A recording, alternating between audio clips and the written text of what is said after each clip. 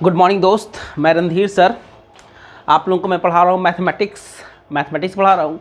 हम आप लोगों को ट्रिगोनोमेट्री पूरा का पूरा पढ़ा दिए हैं। ट्रिगोनोमेट्री से जितना भी सवाल आने का चांसेस है, सारे के सारे सवाल हम आप लोगों को करवा दिए हैं, ठीक है ना। तो आप लोग देख लीजिएगा, उससे ज़्यादा सवाल आने वाले आप लोगों को नहीं है। दिस बंदा इनफ, इससे ज़्यादा सवाल आप लोगों के पॉलिटेक्निक एंट्रेंस के एग्ज़ाम में कभी भी नहीं आएगा। Point clear. तो आज हम चर्चा करेंगे, जो आप ट्रिगोनोमेट्री पढ़े हैं, जो आपने ट्रिगोनोमेट्री का पढ़ाई किया है, उसी के बेसिस पर उसका एक एप्लीकेशन है जिसको हम बोलते हैं हाइट एंड डिस्टेंस, ऊंचाई एवं दूरी। इस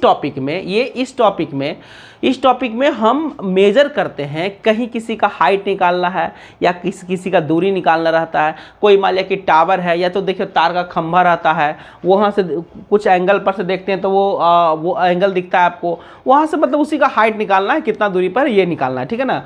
तो हाइट एंड डिस्टेंस में हम मेजर करते हैं किसी भी ऑब्जेक्ट का, किसी भी वस्तु का, किसी भी खंभा का, या तो तार का, या तो बिल्डिंग का, किसी भी चीज़ का दूरी मेजर करते हैं, या तो वो यहाँ से कितना दूर पर स्थित है ये मेजर करते हैं, या तो उसका हम ऊंचाई मेजर करते हैं। Point clear. देखिएगा, समझिएगा, थोड़ा कोशिश कीजिएगा।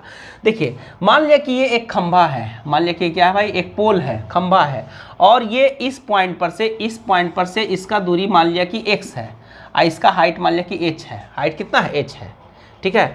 तो ये यहाँ से यहाँ तक, ये यहाँ से यहाँ पर ऐसे करके मिलाइएगा इस पॉइंट को, ठीक है। ये ए बी क्या है भाई? ए बी कोई एक खंभा है, या कुछ है, दूरी है, या हाइट है, या पिलर है, या तो कोई टावर है, ठीक है। तो ये यहाँ पर एक एंगल बनाएगा। कहाँ पर?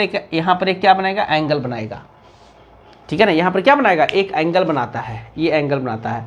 इसका ये ऊपर वाला सिरा है, ऊपर वाला जो सबसे ऊपर वाला पार्ट है, वो इस पॉइंट पर, पॉइंट मान लो ये P है, P पर एक एंगल बनाता है। तो ये जो एंगल होता है, इस एंगल को बोलते हैं उन्नयन कोण बोलते हैं, या एंगल ऑफ एलिवेशन बोलते हैं। तो ये थीटा होता है, इसको बोलते हैं उन्नयन कोण बोलते हैं, कोण। और इसी को बोला जाता है, या इसी को बोला जाता है एंगल ऑफ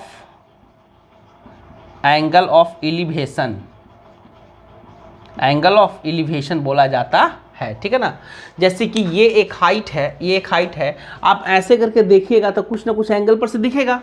ये एक बड़ा सा खंभा है, और आप यहाँ से इसको देख रहे हैं, यहाँ से P पॉइंट पे बैठ के देख रहे हैं, तो भाई इस हॉरिजेंटल सरफेस से ये जो क्षैतिज सतह है, ये जो आधार है, यहाँ से इसके साथ कुछ ना कुछ एंगल बनेगा। ये एंगल थीटा है, ठीक है ना। तो इस एंगल को क्या बोलते हैं? इसका एंगल को बोलते हैं उन्नयन कोण, या एंगल ऑफ एलिवेशन बोला जाता है। Point clear. इसको क्या बोलते हैं? एंगल ऑफ एलिवेशन बोला जाता है, ठीक है ना।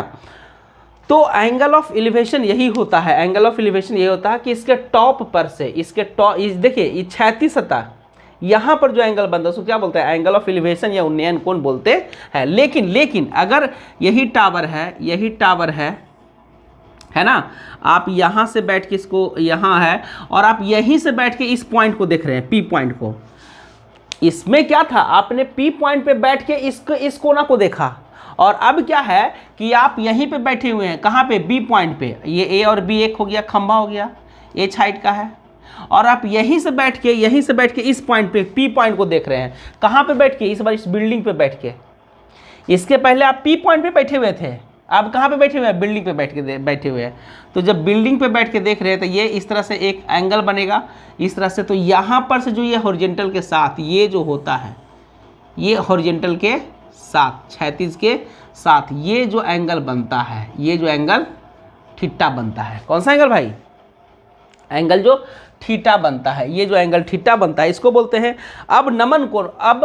क्या बोलते हैं भाई? अब नमन कोण बोलते हैं। क्या बोलते हैं इसको? ये जो यहाँ पर थीटा से इसको रिप्रेजेंट किए हैं, तो इसको फाई से रिप्रेजेंट कीजिए। तो ये जो फाई होता है, इसको बोलते हैं अब नयन कोण बोला जाता है, या तो इसी को इंग्लिश में बोलते हैं, इसको इंग्लिश बोलते हैं एंगल ऑफ डिप्रेशन, एंगल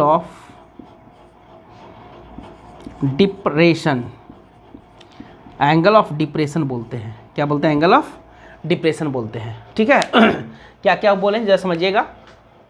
उन्नयन कोण किसको बोले? ये मान ले कि एगो बिल्डिंग है, और आप इस पॉइंट पर से बैठकर यहाँ पर देखते हैं, तो ये जो हॉरिजेंटल के साथ ये कैसा सरफेस है, ये कैसा है भाई, हॉरिजेंटल है, जिसको बोलते हैं क्षैतिज, हॉरिजॉन्टल है, ठीक है ना। ये हॉरिजेंटल के साथ जो एंगल बनाता है उसको बोलते हैं उन्नयन कोण। अब देखिएगा इस केस में ये बिल्डिंग है, आप यहाँ पर बैठे हुए हैं और आप देख रहे हैं इस पॉइंट को, पॉइंट पी को देख रहे हैं।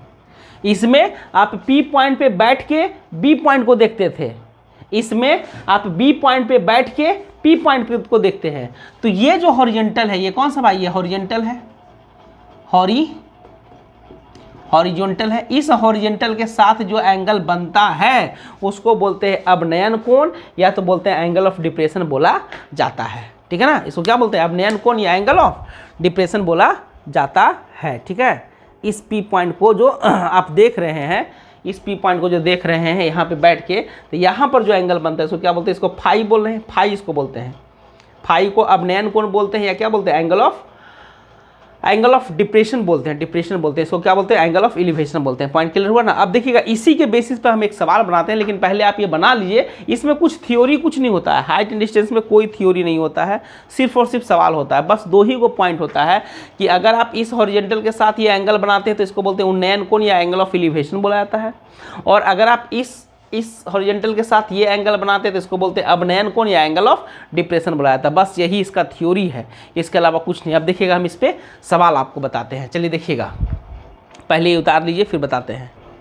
देखिएगा भाई वही कॉन्सेप्ट पे आपको एक सवाल दिए हैं, देखिएगा इधर साइड में आपको दिख रहा होगा, ठीक है। देखिएगा क्या सवाल है कि 120 मीटर चौड़ी सड़क है, एक सड़क है जो 120 मीटर चौड़ा है, ये एक सड़क है, ध्यान से देखिएगा सवाल को, 120 मीटर चौड़ा एक सड़क है, ठीक है ना।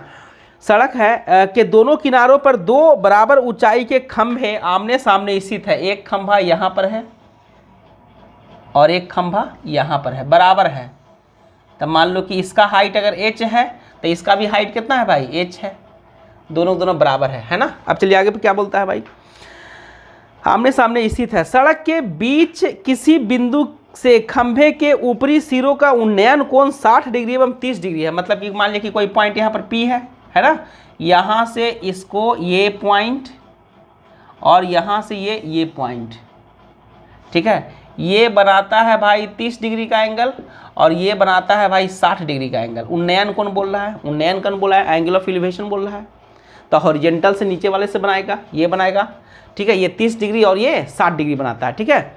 कोई पॉइंट P पर, ये पॉइंट को हम मान लेते हैं कहाँ पर, कोई पॉइंट P पर, ये पॉइंट को P मान लेते हैं कि यहाँ से ये A है और ये B है, और यहाँ से इसका दूरी मान लिया कि x है, कितना है भाई, x है ना, कितना है, तो ये कितना हुआ, ये बचा हुआ दूरी कितना हुआ भाई, 120 माइनस x हुआ, 120 माइनस x हुआ जी। क्यों भाई, क्योंकि हमने यहाँ से यहाँ तक का दूरी कितना माना, x माना, यहाँ से यहाँ तक का दूरी कितना होगा, 120 माइनस x। अब थोड़ा आगे सवाल पढ़ते हैं। 60 डिग्री एवं 30 डिग्री है, तो बिंदु की स्थिति, मतलब इस बिंदु की स्थिति, मतलब P पॉइंट कितना कहाँ पे है ये बताना है, और खंभों की ऊंचाई मतलब ये हाइट निकालना है, h ये निकालना है, ठीक है ना। तो यहाँ पर देखिएगा ये ट्रिग्नोमेट्रिकल से सॉल्व होगा, ट्रिग्नोमेट्री से सॉल्व होगा। यहाँ पर देखिए पहले जैसे सवाल कहा वैसे में वो डायग्राम बना लिए, ठीक। सवाल में क्या कहा कि 120 मीटर चौड़ी सड़क है, ये सड़क है, A से B तक एक सड़क है जो 120 मीटर चौड़ा है, ठीक है ना। सड़क के दोनों किनारों पर दो बराबर ऊंचाई के खंभे आमने सामने स्थित है, एक खंभा यहाँ है, एक खंभा यहाँ है, जो बराबर ऊंचाई का है। ये बोला गया सवाल में है कि अगर इसका हाइट आप h लेते हैं तो इसका भी हाइट कितना लेना पड़ेगा, h ही लेना पड़ेगा। चलिए बहुत अच्छा बात है। सड़क के बीच किसी बिंदु से खंभों के ऊपरी सिरे के उन्नयन कोण 60 डिग्री 30 डिग्री, मतलब कोई ये बिंदु है, यहाँ से इसका कितना एंगल बनता है 60 डिग्री, इसका कितना बनता है 30 डिग्री। तो बोलता है कि बिंदु की स्थिति, मतलब ये किस बिंदु की स्थिति, मतलब x का वैल्यू निकालिए, तो ये 120 माइनस x का वैल्यू निकालिए और उसका खंभों का हाइट बताइए, बस। तो अब देखिए नाम दे देते हैं, इसका a दे दिए, इसका p दे दिए, इसका m दे दो और इसका n दे दो, ठीक है ना। और लिखो इन ट्रायंगल किसमें भाई, APM में, APM में ये थीटा है और ये x है और ये क्या है h है। tan 60 डिग्री आपको ऑब्जेक्टिव सवाल बनाना है, इसलिए हम ज़्यादा लिखने उखने का काम नहीं कर रहे हैं। tan थीटा बराबर क्या होता है, लंब बटा आधार होता है, यानी क्या होता है भाई, am बाई क्या होगा, am बाई AP होगा। am का वैल्यू कितना है, h माने हैं, AP का वैल्यू कितना है, x है। tan 60 का वैल्यू कितना होता है, √3 बराबर h बटा x होता है, तो इसीलिए h बराबर कितना होगा भाई, x √3 होगा, x √3, इक्वेशन नंबर 1 मान लो इसको। Clear point. उसके बाद हम चलेंगे इन ट्रायंगल, इसमें इन ट्रायंगल किसमें भाई, BPN में, किसमें, BPN में, ठीक है ना। फिर इसमें भी लिखेंगे tan 30 degree, tan 30 degree theta sine वाला लंब होता है, तो h होगा मतलब BN, अब बटा क्या होगा, आधार होगा, आधार कौन सा होगा, BP होगा। तो BN का वैल्यू कितना है बोलिए, h है, और BP का वैल्यू कितना है, 120 माइनस h है, x है ना जी। तो अब देखिए tan 30 का वैल्यू कितना होता है भाई, 1/√3 होता है, तो 1/√3 equal to h upon 120 minus x होगा जी। इसको इधर कर दो तो क्या होगा भाई, 120 माइनस x बराबर कितना होगा, h√3 होगा, h√3 होगा। अब यहाँ फ्रॉम इक्वेशन नंबर 1 से h का वैल्यू निकालो, इसमें पुट कर दो, किसमें, ये इक्वेशन नंबर इसको दो मानो। क्या करना है, h का वैल्यू फ्रॉम इक्वेशन नंबर 1 से लेके 2 में क्या करना है, पुट करना है। Put the value of h from, कहाँ से, फ्रॉम इक्वेशन नंबर 1 से। तो क्या होगा भाई बोलिए, 120 माइनस x बराबर h होगा, h का वैल्यू कितना है भाई, x√3, तो x√3 करेंगे, इनटू यहाँ पर क्या है, √3 है, तो √3 है, तो √3 गुना √3 बराबर कितना होगा, 3 होगा जी, 3x होगा। तो ये देखिए इधर x है तो उधर जाएगा तो क्या होगा, माइनस में, इधर तो उधर जाएगा तो प्लस में होगा, यानी 4 × x बराबर क्या होगा, 120 होगा। तो 4 तिया के 12, 30, मतलब x बराबर का वैल्यू कितना आया भाई, 30 आया, x का वैल्यू कितना आया, 30 आया। अब क्या करेंगे कि ये इसका वैल्यू हम पुट कर देते हैं इक्वेशन नंबर 1 में, तो इससे क्या निकल जाएगा, h का वैल्यू निकल जाएगा। अब यहाँ पर लिखेंगे फ्रॉम इक्वेशन नंबर 1 क्या है भाई, h बराबर कितना है भाई, x√3 है, x का वैल्यू यहाँ पर कितना आया देखिए 30, तो कितना होगा 30√3 metre. This is the answer and this one also answer. इतना मीटर में इतना मीटर। Point clear. तो यही सब सवाल रहता है, एकदम आसान सवाल रहता है, कुछ है नहीं। आपको ये h का हाइट पूछ रहा था और x का वैल्यू पूछ रहा था कि h कितना होगा, इसका हाइट कितना है और इसका x कितना है, यही तो पूछ रहा है, कुछ तो है नहीं भाई। तो 2 गो ट्रायंगल बना, 2 गो राइट एंगल ट्रायंगल बना, समकोण त्रिभुज बना, बस इसी समकोण त्रिभुज में ये फार्मूला लगाते चला गया, आंसर आते चला गया। तो ये सब टाइप का भी आपको सवाल एक आगो एग्जाम में आता है। तो आपको सवाल साइड में दिख रहा था, वो सवाल को आप सवाल वहाँ से लिखिए और इसको आप सॉल्यूशन कर लीजिए जब तक हम कोई अगला सवाल बताते हैं। चलिए कीजिएगा इतना दूर तक, फिर हम नेक्स्ट सवाल बताते हैं। चलिए हम नेक्स्ट सवाल देखिएगा। नेक्स्ट सवाल देखिए, यहाँ पर आपको स्क्रीन पे दिख रहा होगा, देखिएगा कि दीवार से किसी एक ध्वज के सिर एवं जड़ का 40 मीटर चौड़ी सड़क के दूसरी ओर खड़े एक व्यक्ति द्वारा बनाए गए उन्नयन कोण 60 डिग्री एवं 45 डिग्री है। क्या कहता है कि ये वो दीवार है, ये वो क्या है भाई, ये वो दीवार है।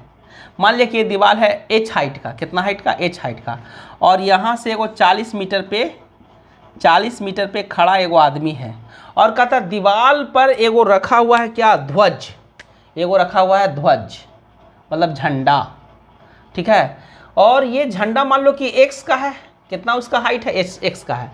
कहता ये जो आदमी यहाँ पर खड़ा है, यहाँ पर से इसके सिरे और जड़ मतलब यहाँ और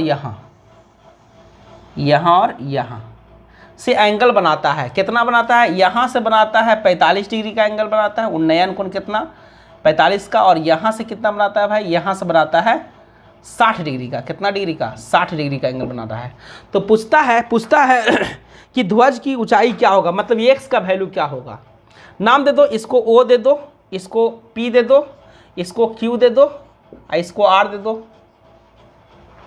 समझे क्या कहता है कि ये वो दीवार है। सवाल को पहले समझना है इसमें बस, क्या कहा सवाल में कि दीवार में स्थित एक ध्वज के सिरे एवं जड़ का 40 मीटर चौड़ी सड़क के दूसरी ओर खड़े एक व्यक्ति द्वारा बनाए गए उन्नयन कोण क्रमशः 60 डिग्री और 45 डिग्री है।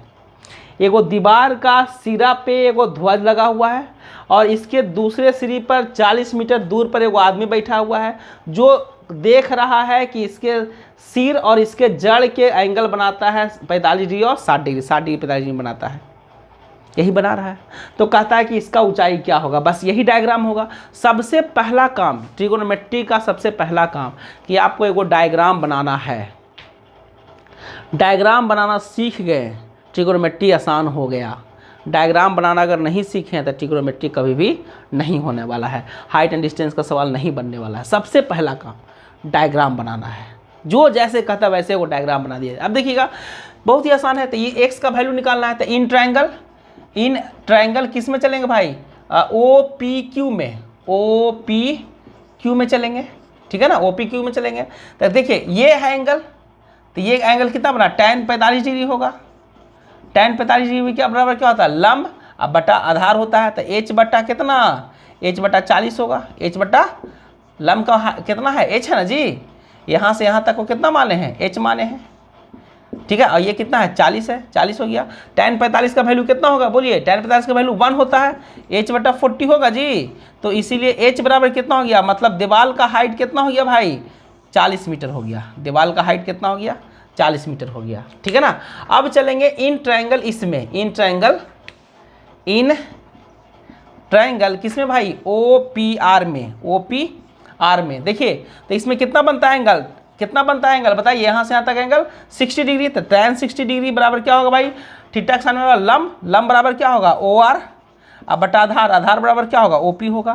तो OR बराबर क्या होगा, तो OQ प्लस QR होगा, मतलब H प्लस X होगा।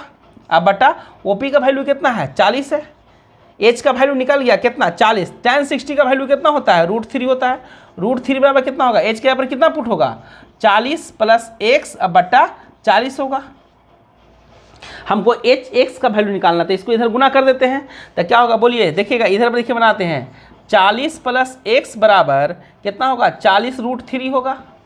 तो इसीलिए X बराबर कितना होगा भाई, 40 √3 अब माइनस 40 होगा जी। 40 कॉमन लेके कितना होगा, √3 - 1 होगा। इसको जब पूरा गुना भाग कीजिएगा तो आएगा 29.28 मीटर आएगा। This is answer. तो यही तो x है, यही तो x है जो किसका हाइट था, इसका हाइट था, ध्वज का हाइट, ठीक है। ध्वज का हाइट कितना हुआ भाई, 29.28 मीटर हुआ। एकदम देखिए कितना आसानी से देखिए बनता है सब सवाल। और इस कॉन्सेप्ट पे मतलब हाइट एंड डिस्टेंस पे भी एक सवाल फिक्स है। ट्रिगोनोमेट्री से आएगा आपको कम से कम 5 गो सवाल, 4 से 5 सवाल, और एक सवाल आएगा हाइट एंड डिस्टेंस से। एकदम 100% आना ही आना है। एकदम पॉलिटेक्निक एंट्रेंस के एग्जाम में एक सवाल आएगा हाइट एंड डिस्टेंस से, और कम से कम 4 से 5 को सवाल आएगा किससे, ट्रिगोनोमेट्री से। जब हम आपको लास्ट में, जब लास्ट 1 महीना में जब हम आपको रिवीजन करवाएंगे, जब टेस्ट लेंगे तो देखिएगा उसमें सारा सवाल रहेगा, ठीक है ना। इसको बनाइएगा, सवाल वहाँ से उतार लीजिएगा, इसको बनाइएगा, फिर हम आपको नेक्स्ट सवाल बताते हैं। चलिए कीजिएगा, देखिएगा भाई। अब नेक्स्ट क्वेश्चन आ रहा है, नेक्स्ट क्वेश्चन आप लोगों को आ रहा है।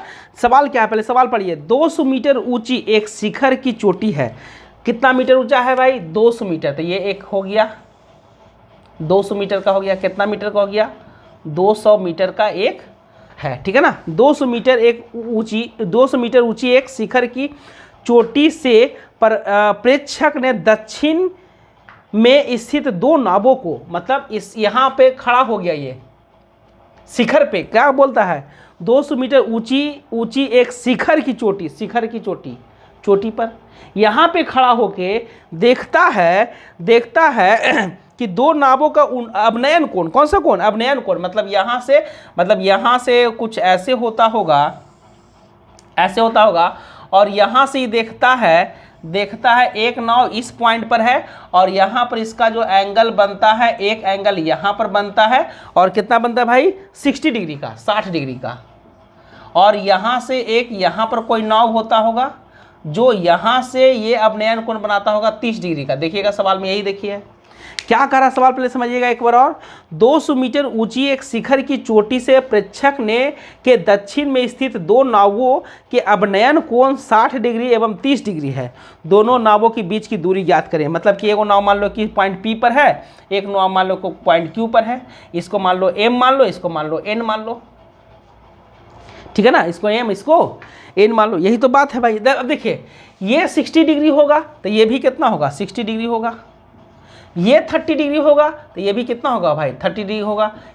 करस्पॉन्डिंग एंगल, एकांतर एंगल से, एकांतर कोण से, ये 60 तो ये भी 60, ये 30 तो ये भी 30। बन गया सवाल। और P और Q के बीच का दूरी पूछ रहा है, ठीक है ना।